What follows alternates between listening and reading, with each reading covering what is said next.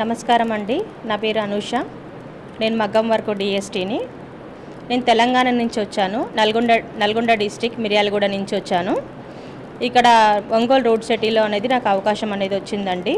ఇక్కడ ఎవరైతే ఉన్నారో మన డైరెక్టర్ గారు శ్రీనివాస్ రెడ్డి గారు, నెక్స్ట్ ఇక్కడ ఉన్న ఫ్యాకల్టీ కావచ్చు, నెక్స్ట్ మా కోఆర్డినేటరు మహేంద్ర సార్ గారు కావచ్చు, నాకు ఈ అవకాశం ఇచ్చినందుకు నేను చాలా వాళ్ళకి రుణపడి ఉంటున్నాను.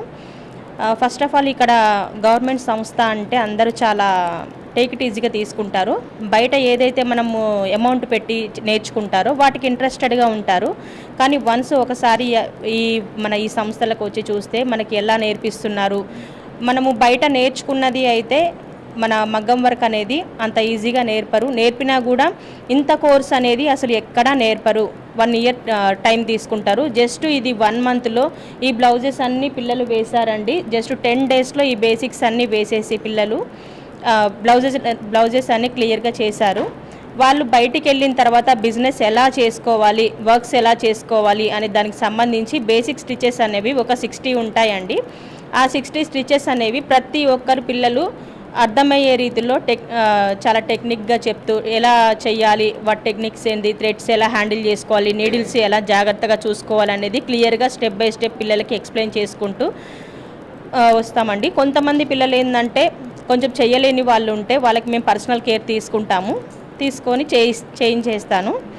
మనకి స్టిచెస్ వచ్చేసి running stitch, back stitch, stem stitch, cross stitch, herring bone stitch, closed herring బోను, నెక్స్ట్ ఇవి హ్యాండ్ ఎంబ్రాయిడరీకి సంబంధించినవి. ఇంకా చాలా స్టిచెస్ ఉన్నాయి. నెక్స్ట్ మగ్గం వర్క్లో వచ్చేసి కంపల్సరీ బేసిక్ స్టిచెస్ అనేవి ఉండాలండి. అవి వచ్చేసి చైన్ స్టిచ్ జెరీ థ్రెడ్తోని, next zardozi, next flower loading, leaf loading, చమ్కీ లోడింగ్ వచ్చేసి 3D వర్క్స్లలో ఉంటాయండి. ఇలా మనకి చాలా డిఫరెంట్ వెరైటీస్ ఉంటాయి. అవి పిల్లలు చాలా బాగా నేర్చుకున్నారు. పిల్లలు కూడా చాలా బాగా సపోర్ట్ చేశారు. వీళ్ళు నైటు నేను ఫస్ట్ థియరీ చెప్తానండి. థియరీ చెప్పిన తర్వాత ప్రాక్టికల్ చేయిస్తాను. థియరీ మంచిగా అందరు నోట్స్లో రాసుకుంటారు. ఏ స్టిచ్ ఎప్పుడు వేయాలి, ఈరోజు ఎన్ని స్టిచెస్ వేయాలి అనేది క్లియర్గా రాసుకుంటారు. చాలా కాన్సన్ట్రేషన్గా వింటారు పిల్లలందరూ. చాలా మంచి పిల్లలు.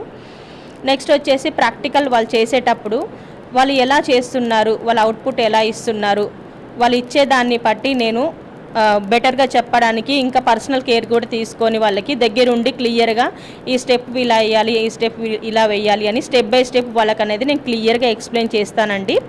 వీళ్ళు వచ్చేసి నైట్ 11